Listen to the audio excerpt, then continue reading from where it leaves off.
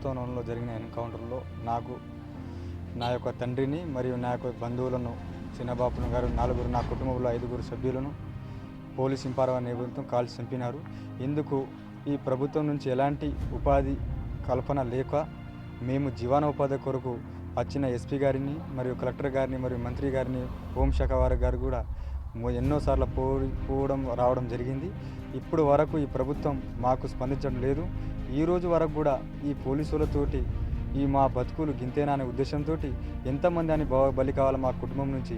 ఈసారి నాకు ఖచ్చితంగా ఎస్పీ గారు కలెక్టర్ స్పందించకపోతే ఎన్నో లెటర్లు వస్తూ ఉంటే రిజెక్ట్ చేయడం జరుగుతుంది ప్రభుత్వం.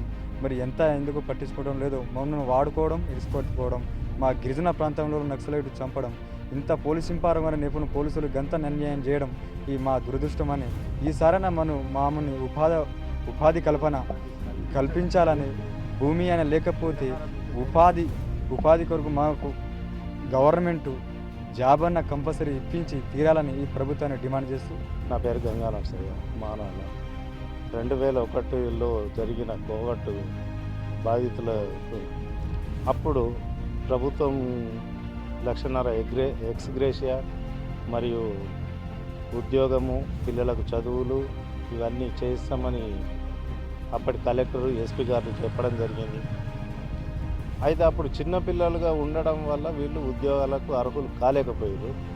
ఇప్పుడు ఉద్యోగాల కోసం మరి ఇప్పుడన్నీ ఇప్పించండి అని దగ్గరికి వెళ్తే ఇప్పుడు ఆ జీవో అమలులో లేదు అని చెప్తున్నారు.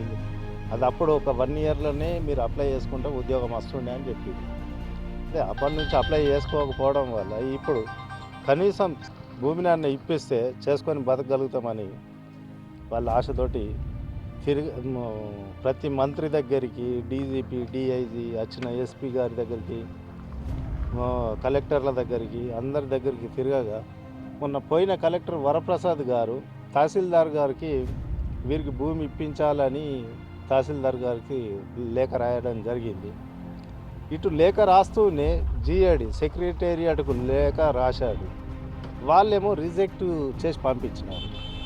భూమి కొలతల దగ్గరకు వచ్చే సమయానికి రిజెక్ట్ లెటర్ రాగానే ఆయన కూడా చేతులు ఎత్తేసి మీకు భూమి ఇవ్వడం జరగదు అని చెప్పిపోయాడు. కనీసం నోటికాడి బుక్కని లాగేసినంత పని అయిపోయిందని వాపోతున్నారు. కనీసం ఇప్పటికైనా వాళ్ళ బాధను, వాళ్ళ బ్రతుకును అర్థం చేసుకొని ఎంతో కొంత భూమి లేదా అర్హులైన వారికి ఉద్యోగాలు ఇప్పిస్తే చాలా సంతోషపడతారని